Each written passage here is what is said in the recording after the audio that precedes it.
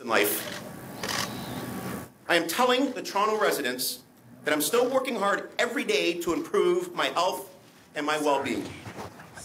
But again, this is completely a private matter. There are some councillors who claim that my personal life is somehow impacting their work. Folks, that is absolute nonsense. At City Hall, I'm focused on my work, and I encourage my councillor colleagues to do the same, day in and day out. There are some councillors who want to distract from the fact that they want to hike taxes in 2014. I'm opposed to that 100%, as you saw today. We have clearly seen this in the past few weeks.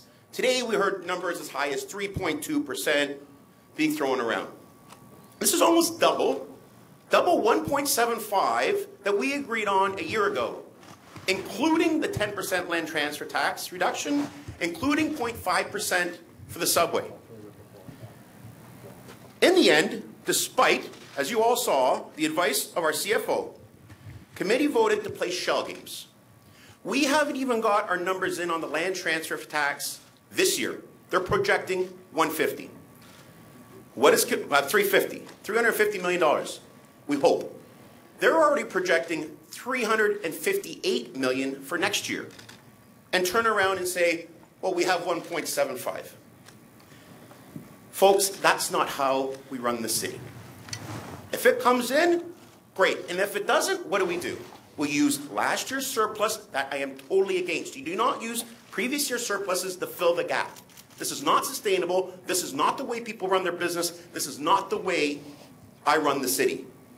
We have changed that. But unfortunately, they've gone back to the olden days. Toronto residents want the land transfer tax eliminated. At budget, I tried to get 5% through. They said no. We didn't see any efficiencies today. We didn't see any savings today. Again, this is not sustainable or responsible budgeting, and it's not what the Toronto taxpayers want. We were elected, all of us were elected to be fiscally responsible with the hard-earned tax dollars of the residents of this great city. Folks, next week, I'll be presenting motions at council that will save well over $50 million. I think you saw some of the hints today, with little or no impact to services. It'll be up to the councillors.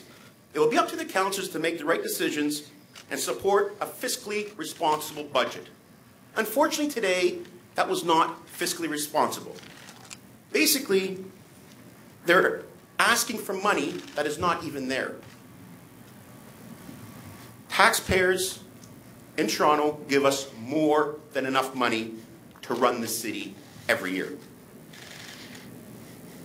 It is up to us to make sure we spend that money properly and watch every penny of their money. That's not what I saw today. What I'm extremely upset about is since they undemocratically stripped my powers, it goes back to the old mentality of spend, spend, spend, tax, tax, tax. We've already demonstrated that in every division, there are major efficiencies to be found. All I can say is I hope council supports my budgets, and let's get back to running the city like I ran it the last 3 years. Not using monies that aren't even there. Not this year, the land transfer tax, and they're projecting next year. They don't even know what this year is. That is completely irresponsible, and that is not the way you conduct your own family personal finances. It's not the way you run your business, and that's not the way we're going to be running City Hall. I'll be happy to take questions on the budget only, and if you have any other personal questions, I will not be answering those. Who are you using drug class? Thank you very much. Mayor Fort.